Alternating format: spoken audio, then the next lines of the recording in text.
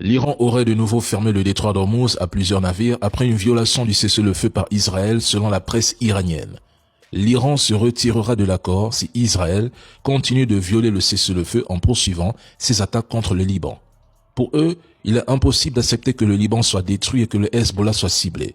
L'Iran exige l'arrêt des combats immédiats sur tous les fronts, y compris contre la résistance islamique héroïque du Liban, dans le cadre d'un cessez-le-feu de 2 semaines qui a été accepté par les États-Unis, mais l'entité a mené depuis ce matin des attaques sauvages contre le Liban en violation flagrante du cessez-le-feu.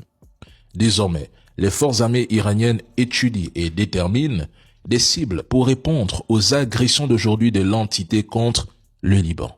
L'Iran a dit aux médiateurs au Pakistan que s'il n'y a pas de cessez-le-feu au Liban, il ne participera pas aux négociations de cessez-le-feu avec les Américains. L'Iran précise qu'il ne rencontrerait les responsables américains à Islamabad que si les attaques israéliennes contre le Liban cessaient. Sans ça, la guerre se poursuivra non-stop.